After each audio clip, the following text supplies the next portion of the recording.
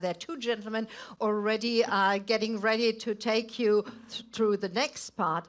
That would be me saying goodbye, but I want to leave you with a completely different thought. I love science, I love science fiction, and when you look at this blue globe from outer space, you probably get the feeling, it's always going to stay that way. Well, we hope it does. And there is one outstanding astrophysicist, Neil deGrasse Tyson, if you've heard of him, and he actually said, and I need to actually read this quote to you, if we have the power to turn another planet into Earth, then you also have the power to turn Earth back into Earth. And maybe that's a positive outlook, and over to you, Andrea and Bruno. Okay, thank you so much, Connie. I really love your inspiring quotes, and it was incredible sharing the stage with you here in Milan. But before we wrap it up with the final roundup of conclusions, but we have to go through another aspect. And to do that, I'm with Luca Bergamaschi, founder of the first independent Italian think tank on ecology, energy, and environment. And what are we going to do now is to listen from the head of the engagement groups that are working close to the G20, that they did a lot of work in the last months in order to give proposition and help the G20 making them decision. But actually, I would like to start with a question for you, because as we were here discussing this morning, you were at the pre-COP that opened with the Italian Prime Minister and the Italian President Mattarella. So what's the main takeaway that you got from this morning session? Hi, everyone, and thank you very much. It's great to be here.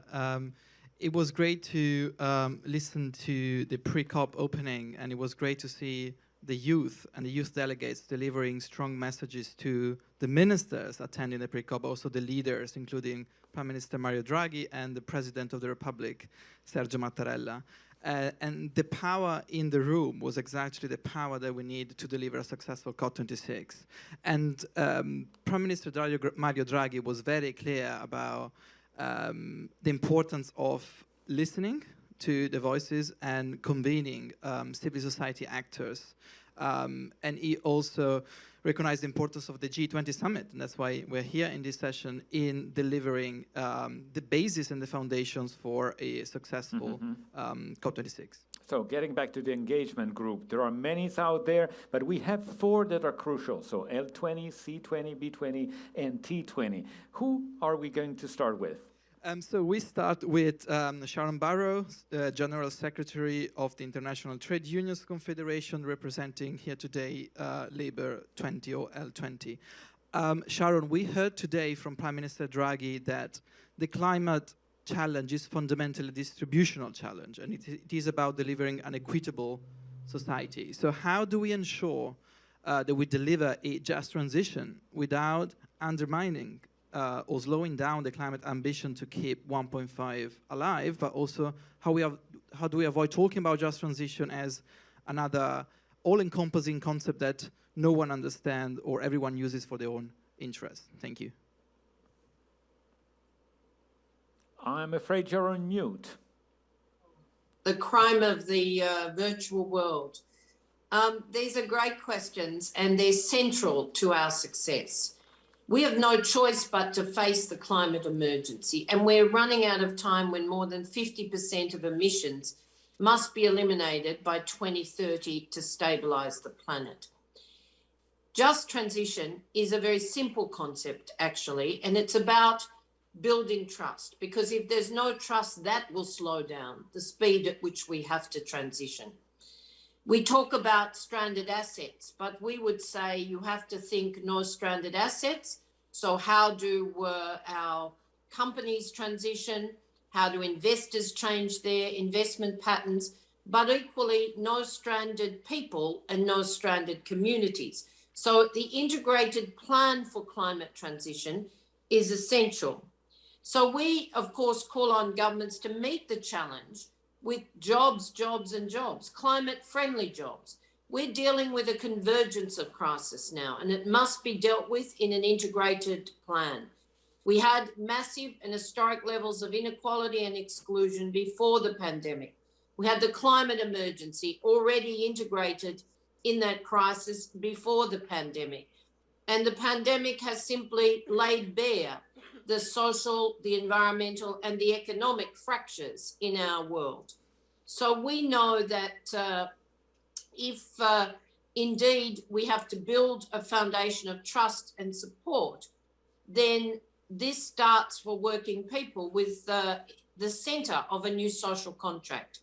It is about jobs, it's about good jobs, human and labour rights and social protection that will support people in times of crisis. And that's what's at the heart of a just transition. Indeed, we would say to you that we know no sector can escape.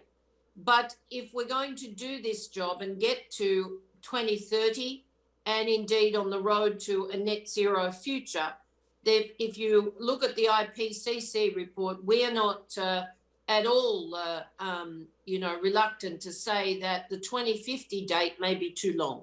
It may be too far away. So this next 7 years is critical. So workers and their unions must be at the table, because if every sector's to transition and the foundation for that transition is clean energy, then all technologies must be deployed. So we are looking at changing the way we operate to clean manufacturing, clean transport, clean agriculture, clean structure, construction and services, as well as their supply chains operating on different energy foundations and different technological frameworks. We also know that cities are a vital part of the equation. And when cities are responsible for 40% of emissions, and that the demand and supply relationships for sustainable production is indeed a lot of it's held by the power of it by cities themselves, then this can support not only clean and livable cities, but the supply communities in either in the countries we're talking about, or indeed internationally through trade, if we get this right.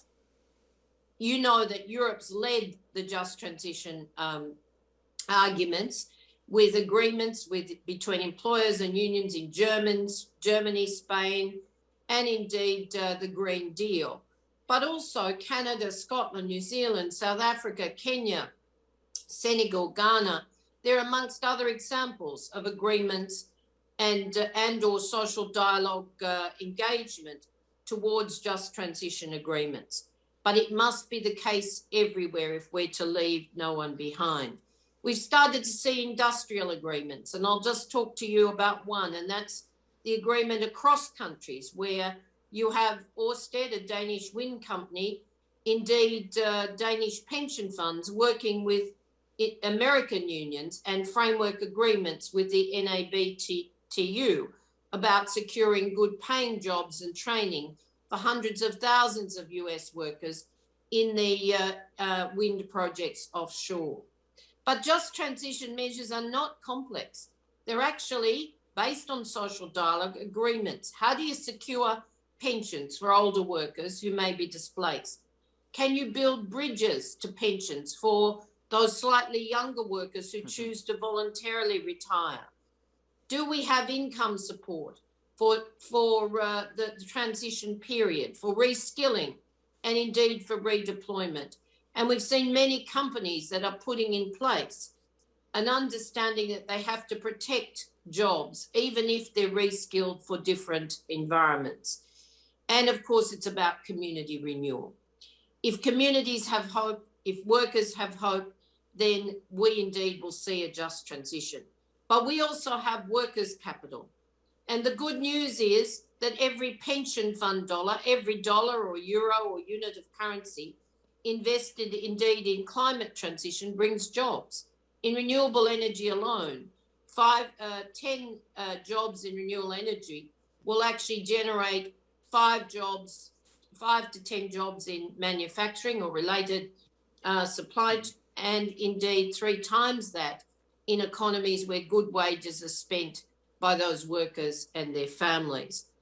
And if the pandemic's taught us anything, it means that community, the fabric of community care, health, education, childcare, aged care, these are the resilient foundations for the changes that we know have to come, for the extreme climate events we know we will face before we stabilise the planet. When you put these things together, they give you hope and trust. So I would simply say to you, we have the technology to get the job done. We have the finance, but we need governments everywhere to work with workers and and employers to actually sit at the table and design the plans for the just transition with a global solidarity that shares technology and help with financing a sustainable recovery that is indeed just and resilient. For us, it's very simple. There are no jobs on a dead planet. Let's ensure that from this point on, we're building jobs on a living planet. Thank you. Thank you so much, Sharan Burrow. Thank you to the work of the L20, which will be crucial for the G20 to make the right decision. We know that social consequences of the disruption of the productive industrial manufacturing systems and energy systems will have to be managed as a priority if you wanted the people to support the climate change instead of having a reaction that could make the timely targets that you mentioned, 2050, which you says it's too far away, unmanageable. So thanks again for your intervention. And let me move over to the T20. The T20 gathers international think tanks and research institutions. And the work here in Italy has been coordinated by Paolo Magri, who's also Executive Vice President at ISPI. So I welcome Paolo Magri to the F20 for his intervention. Ben arrivato, Paolo. Thanks, Andrea, and thanks, Luca. Many thanks for having me today at this forum that highlights the contribution that Global Foundation and the philanthropy sector offer to this crucial issue. And let me add, if I may, a special thanks to Fondazione Cariplo and Compagnia di San Paolo, who are also partners of the Italian T20. I will briefly try to answer to three questions. How did climate change fit into the G20 agenda so far? And so far, can we say the glass is half empty or full? And what are our T20 key recommendations? Let me start from the first one. How did climate change fit into the G20 agenda? The G20 has been addressing climate change and energy policy issue for some years now. But what has been done specifically by the Italian G20? At the Energy and Environmental Ministerial meeting in July, the G20 made, as we all know, some key commitments and pledges. Temperature should be contained within 1.5 Celsius. G20 country will mobilize 100 billion per year until 2025, which is not real new. The G20 established a sustainable finance working group, bringing finance minister in and not only expert and civil servant. G20 member will allocate a large share of their national recovery and resilience plans to adaptation measure. And finally, upon request of the G20, the IMF approved a 650 billion SDR emission for developing countries. The G20 ministers have been discussing many other issues, from the protection of ecosystem to the prevention of biodiversity loss. But frankly speaking, commitment in these areas are still too vague and lack details. Let me move to question 2. Can we say the glass is half empty or full? Can we truly be more confident about the ability of the G20 to create political momentum in view of the COP26, or is it blah, blah, blah? To give a quick response, it's worth noting that no consensus has been achieved so far on two crucial issues: setting a date to phase out coal to accelerate decarbonization in the next decade, and 2, stopping international public finances of coal power generation and phase out inefficient fossil fuel subsidies. These issues are key to pave the way to a successful COP26. That's why I would say the glass still looks half empty so far, unless the G20 summit finds a compromise. But trying to be more optimistic, climate change is increasingly considered a top priority by people around the world, and political leaders are forced to deliver, and it's the responsibility of G20 engagement groups, as we are, to provide political leaders with viable policy options. Let me move now at the end to the specific T20 key recommendation. What are our key recommendations? First, the G20 countries should make a renewed commitment to deploying budgetary instruments such as carbon pricing, tax incentives, and subsidies to encourage decarbonization and phase out fossil fuel subsidies. Though, as I said before, there is no consensus yet. Second, a common international taxonomy to facilitate green investment should be set. To this end, we suggest to establish a low carbon finance facility and a green rating agency. Third, we propose to establish a commission to accelerate the implementation of capacity building for workers adversely affected by the climate transformation and the energy transition. Sharan mentioned this issue a few minutes ago. Finally, we support carbon border adjustment mechanism, which, however, should not hamper trade rules. There is much more, of course, and I invite you to look at our recommendation on the T20 website, and I also warmly invite you to attend the T20 summit in Milan from 4 to 6 October next week, where climate is obviously a key pillar. All in all, in view of the G20 summit and COP26, we don't really know if and to what extent the glass is half empty or full, but at least we are painting, or we are trying to paint, a clearer picture on what it takes to fill it. Thank you very much for your attention. Thank you so much, Paolo Magri. We look forward also to the T20 meeting that will take place in hybrid form and based in the Bocconi University here in Milan, starting from Monday. Luca Bergamaschi, again, for the next speaker. Thank you.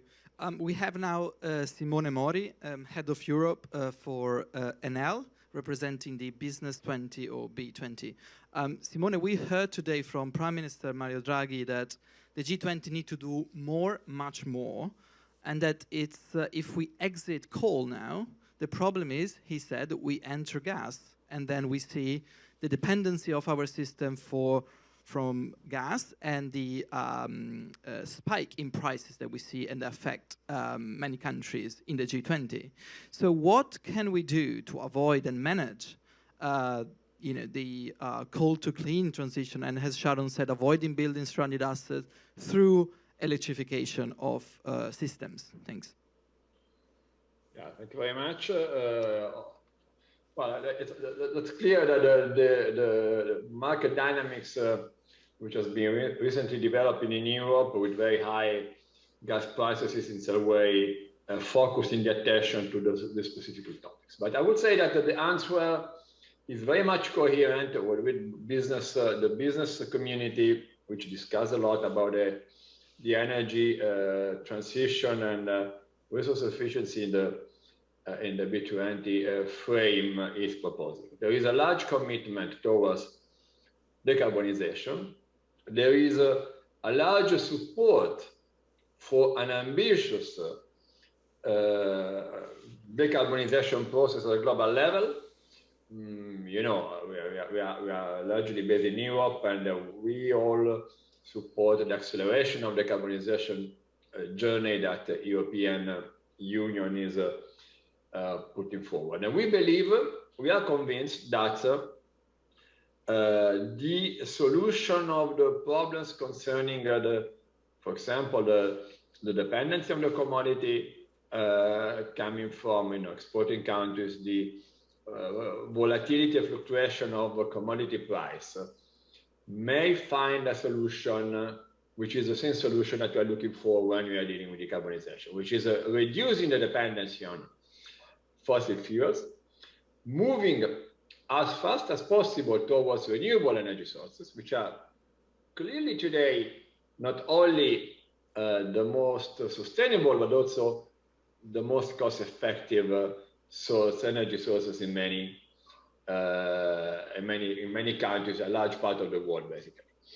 It's clear that the technological evolution which was obtained in the recent years is changing completely the picture. As I said, today technology is there. Renewable sources are very often much more cost-effective than other fossil fuel-based alternatives.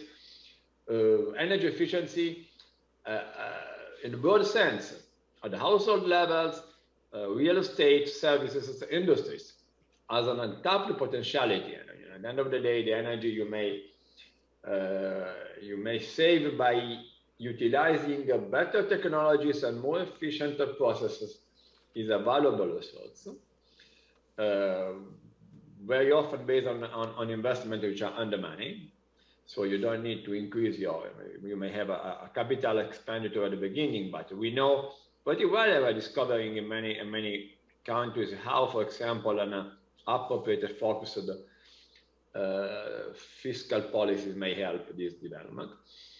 The deployment of digital technologies in order to manage infrastructures and networks in order to guarantee that there's a new way to produce energy which is much more decentralized, much more close to the final customer, to the citizen, may work properly. I mean, all these technologies are ready, and there is now, I believe, we believe in terms of priorities, to find a way to guarantee the deployment. You know, there was Paolo in some way was mentioning, are we talking about something which is very vague, or are we able to put forward policies and tools and kits able to sustain the change? Well, we believe that the priority number one is to focus on what is existing, what is working, and we have a quite clear idea that this may be promoted in an efficient way by unleashing a massive amount of investments.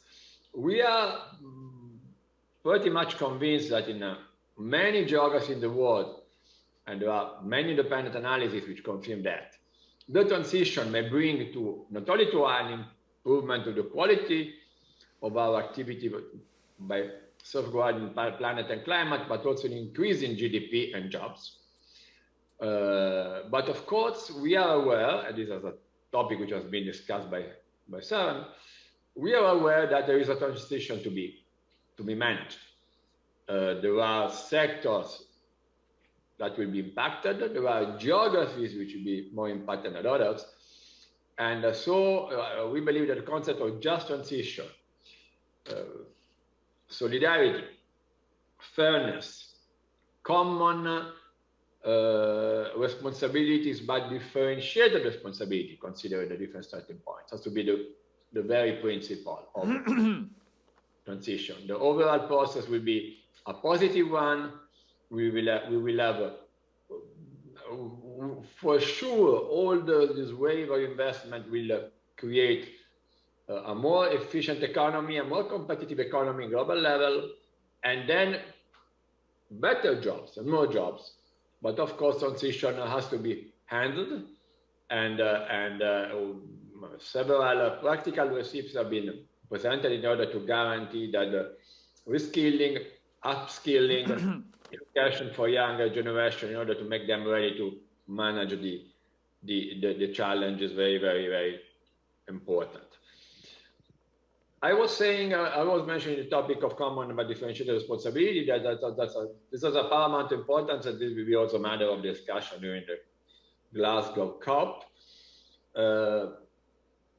There is an ongoing debate about the role of carbon pricing and carbon market. We believe that there is a need to improve the global system. There are many examples around the world of properly functioning carbon markets. And how Europe several European countries are showing now carbon market is not a net cost for the society, because it depends on how you utilize the money that governments may cash in when they are tendering, when they are auctioning. Credits is an important tool in order to guarantee a level playing field, economic efficiency in the investment and disinvestment. it's very important to progress in this field, also in geographies where carbon pricing and carbon mechanisms are not yet present. Also, it's very important also to entangle these different mechanisms, because the long-term vision is to have some kind of international global mechanism which may have a kind of a carbon credit currency, which would create an homogeneous global coherent marketplace to address the most effective low carbon and zero carbon investment. The final point I want to mention is very important, is finance. There is there's a lot of finance ready to be invested in this process. Private finance, also public finance. It's very important to address, this has been mentioned before, to address in the proper way this money through the framework of sustainability. Sustainable finance is a new, in some ways, a new concept, but it's already a very mature concept. What we need now probably is to reinforce the accountability, to have a common global metrics, to have a common global KPIs.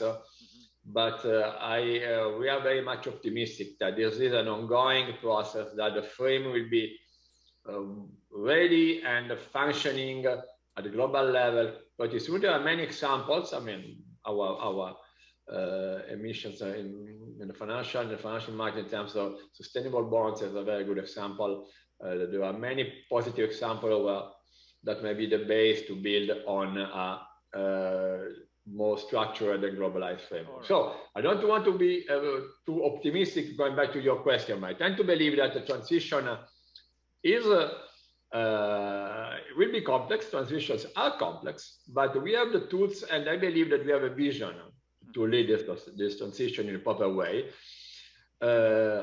Managing transition will also mean relying on technologies which are transitory technology. We may not get rid of gas tomorrow morning. We know that. We are all aware of that.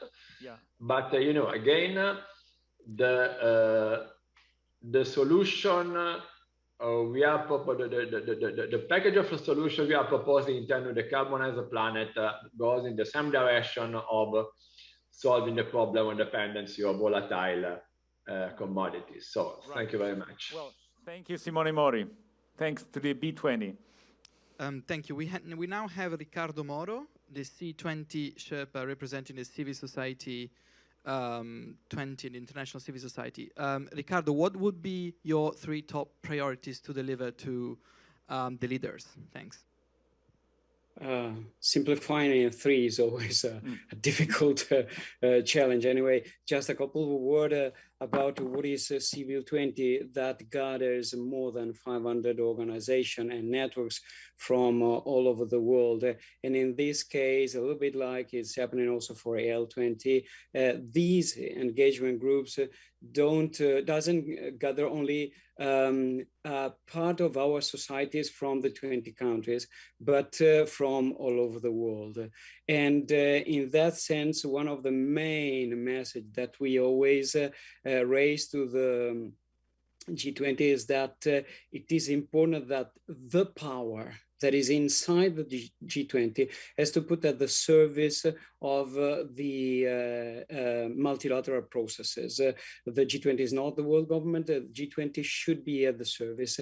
And there are some responsibility that G20 anyway should undertake. And when we speak about climate, we always think that it's important to first say that we need an holistic approach.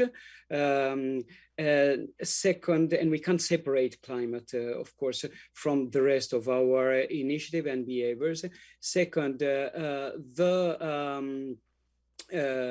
reduction of emission must be a fundamental commitment. We need to define the national determined contributions and making more precise the short-term milestones to contribute to this domestic reduction of emission.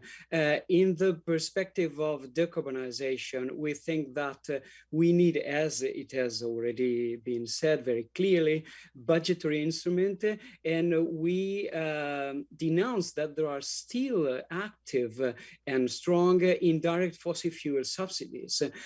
We have program for new coal power plants. We have mining facilities that in fact are options that facilitate instead of obstaculizing the carbonization. Those decarbonization plans should also be mandatory for companies. This has already been said, and for us it's very important, and in that sense it's very important a clear definition. The T20 said that very clear of taxonomy and the standard for all the industry at the global and at the national level. Also the carbon prices era is a fundamental issue, and a mandatory disclosure of climate risk in the action of enterprises and in financial opportunities. These are fundamental steps, but these are the steps dedicated directly to the issue of climate. We think that it is important to have a commitment at the global level, not only at the domestic level, and not only at on something that directly impact on climate. So the first point is, of course, the financial dimension. There is this commitment of 100 billion, and we don't see that commitment fulfilled. And we think that this is fundamental.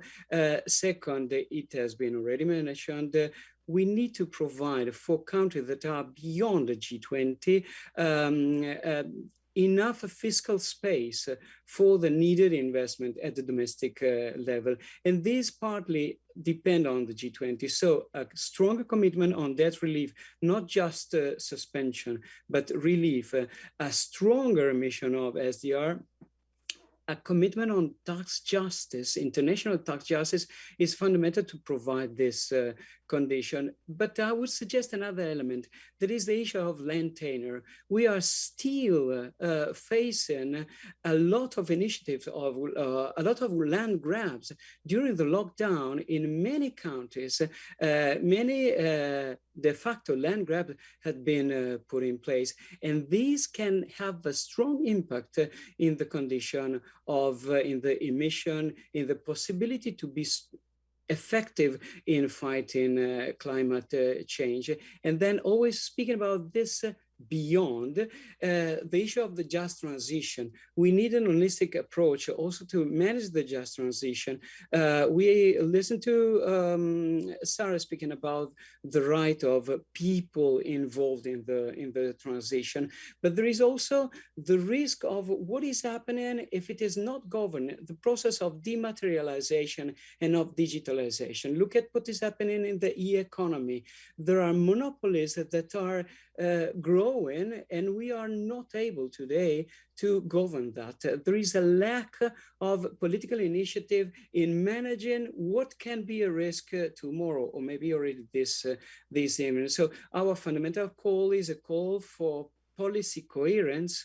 That is something that, frankly speaking, sometimes we don't see very clearly in the G20 initiative. G20 is working with separate boxes, separate working groups, and one of the fundamental difficulties is to put things together. And this is also the challenge that we have with our governments that are dealing with a very interesting commitment on some international tables, and then on other international tables are doing something that is quite different. We have a strong expectation from the COP26. We as civil society trying to raise the voice of the most vulnerable, of the last in the world. We are very concerned about this initiative, and we thank you as foundation for the role that you can play. But we insist saying that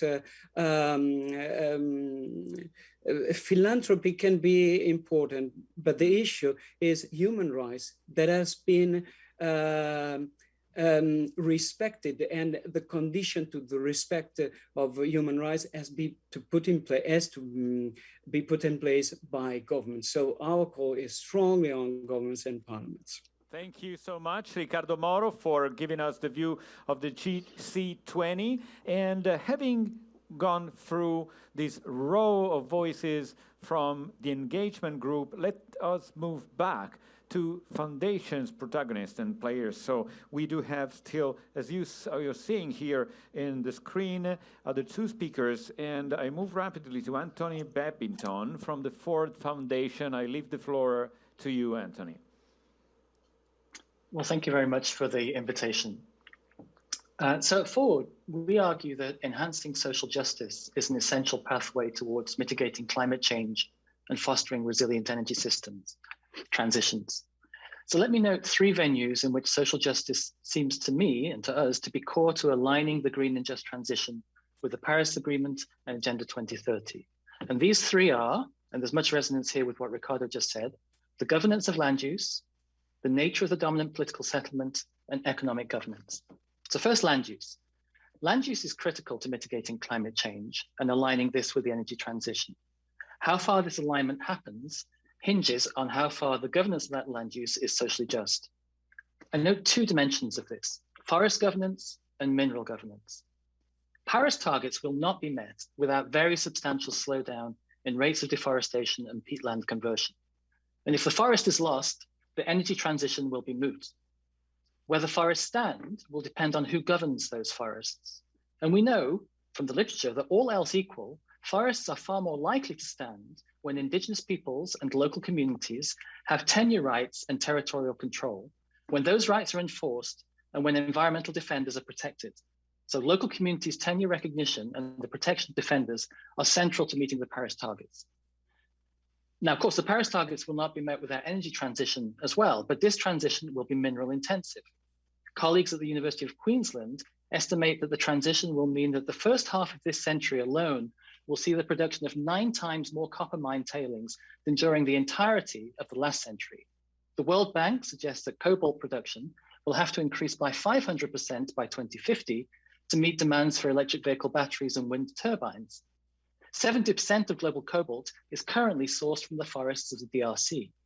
So this extraction will occur on someone's territories, and it could very easily work against the tenure recognition required for forest protection. We see this most acutely in Brazil today, for instance, with efforts to weaken indigenous land rights in order to allow mining on their lands. So a just energy transition requires recognition of community land rights and rights to prior consultation and consent as part of that transition, as an input to that transition process. Second, alignment will not come just because of smart design and well-targeted incentives, even though those are important. It will only come if coalitions of elites and mobilized non-elites want it to come. So how might such coalitions of elites and non-elites emerge? Notwithstanding the grim data on private financial flows to fossil fuel extraction that Michael Northrup laid out yesterday, he also pointed to changing views among some elites on these questions of alignment, the Bank of England, the Federal Reserve, some in China, and so forth, as well as the mobilizations led and catalyzed by young people. These changing views and convergences are indicators of emerging new coalitions that bridge elites and movements. But energy transitions can also have their political spoilers who have no stake in the transition. Some of these spoilers have very legitimate concerns, especially those populations whose livelihoods and futures will be undermined by the decline of fossil fuel extraction. Energy transition must address these livelihood concerns, not only to be just, but because if they are not addressed, there is every likelihood that political actors will emerge from these territories to spoil the transition and any alignment with terrorists. Just witness the current machinations in the US Congress, in which coal-producing West Virginia holds a large part of the key to the infrastructure bill, which has such an important climate component to it. And the third venue has to do with economic governance. The just transition and climate mitigation will inevitably happen under capitalism, even if by the end of the transition, our capitalism may look quite different from what it looks like today. As such, the ways in which capitalism and capitalist enterprise are governed are critical to alignment. The importance of more socially just forms of economic governance has been conveyed by phenomena in this event So phenomena such as the very important work of engine number 1 that Michael O'Leary talked about yesterday. The recent decision in Dutch courts requiring Shell to reduce each of its Scope 1, Scope 2, and Scope 3 emissions aggressively under pain of legal reprimand, and more generally demands for enhanced corporate accountability around climate and social issues. Absent these different forms of economic governance, the alignment will not happen for all the reasons that Michael O'Leary and Michael Northrup laid out yesterday. So in summary, to go to the title of our session, the alignment between green and just energy transition, Paris agreements, and Agenda 2030 requires socially just forms of land governance in forests and transition mineral frontiers, socially just and more accountable forms of economic governance, a whole of transition view of the political coalitions needed for these aligned processes, and narratives that help build new political settlements that will support these processes. So thank you very much for your attention, and thank you for the invitation. Thank you very much again, Anthony Bebbington, also for focusing on the alignment of all the work that has been done with the climate change targets of the Paris Agreement and the Sustainable Development Goals. Luca? We now have our last speaker, Keith Porter, President and Chief Executive Officer of the Stanley Center for Peace and Security. Keith, thanks so much for being here, and over to you. Thank you. Thank you so much, Luca. In our circles, it has become almost cliche to say that climate change is an existential crisis. The Secretary General of the United Nations says, quote, "We are in a code red for humanity." And yet too often across every aspect of the movement, we seem to move along in our silos, following our narrow goals with little more than lip service being paid to the intersection of the justices that are at hand. The variety of sectors represented by my fellow panelists really does signal that what we need is a whole of earth approach that's necessary to finding and prioritizing solutions that are human-centered and that are inclusively identified. What we have said at the F20 since this group began is that philanthropy, it has unique advantages in the fight against climate change. And one of those advantages is that we can work across all fields to identify solutions. In philanthropy, we have the freedom to make climate change a first priority.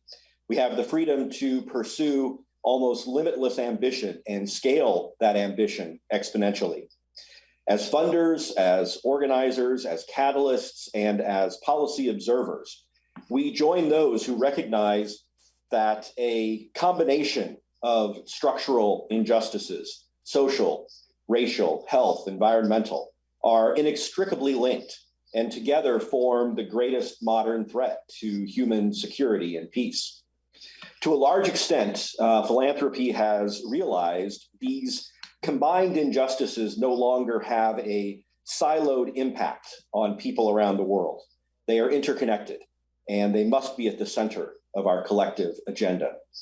Just one example of these interconnections, COVID vaccine injustice limits inclusive participation in solution finding, which will naturally lead to compounded marginalization of the world's most vulnerable. Raising ambition to human-saving levels on climate change means raising ambition to human-saving levels on vaccine distribution.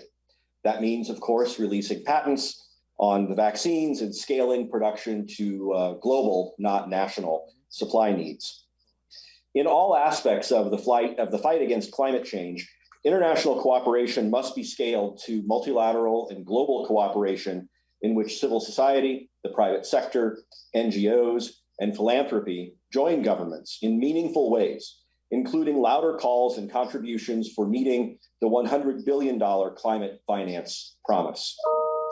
The single most important project in the fight against climate change is using every tool at our disposal to end the use of fossil fuels worldwide. It's no surprise then that this project also carries with it the most important challenge for justice. Our transition away from fossil fuels, if done if done with empathy and with intention, can be accomplished in a just and transformational manner. The work can be mindful of and oriented toward not just reducing global warming, but reducing social inequity, racial inequality, information inaccessibility, and economic disparity. The Stanley Center's work in the climate change space includes examining and accelerating promising and lesser explored pathways to the 1.5 degrees Celsius goal, creating opportunities out of international political moments like the G20 and the COP, and looking for solutions outside of climate policy. We join others in exploring ways global economic governance can be reconfigured and stimulated to meet this moment of cascading injustices. And we are working with others to expand access and opportunities for journalists around the world to produce more and better reporting on climate change wherever they are. Some of you may be familiar with the American metaphor of whack-a-mole. Whack-a-mole is an arcade game where the player uses a hammer to hit little animals as they pop up. And each time you hit one, another one pops up. The metaphor is used for any futile situation where repeatedly addressing one problem just creates more problems. We seem to have a whack-a-mole approach when it comes to dealing with the intersection of justice and climate. If we continue this approach, we will only perpetuate the problems at best, and if not, exacerbate inequality. To break free of the whack-a-mole approach, we need to rightly see that injustice itself is the enemy. And this enemy can only be fought with unified effort, with deep commitment to equity, with diverse perspectives, and with an inclusive process. Thank you. All right, fantastic. Thank you so much for your message. Luca? Yes, thank you so much. And we look very much forward to the joint statement that I know is coming up from the engagement groups. And hopefully that will be the beginning for the last mile towards the G20 and COP26. More to come next year with under the G20 Indonesian presidency. Thank you. All right, fantastic. Thanks again also to all our panelists, Sharan Burrow, Paolo Magri, Simone Mori, Riccardo Moro, Anthony Bebbington, and Keith Porter. Thanks for your time. Thanks. It was very helpful having you today, and looking forward to the next occasion. Thanks. Grazie anche a Luca Bergamaschi, con cui abbiamo condiviso, and thanks Luca for sharing with me the burden of this last moderation, because we're very close to the conclusion round, and for wrapping up the messages and the conclusion with the fundamental speaker of this conference, I leave the floor to Klaus Mielke, the chair of F20. Klaus.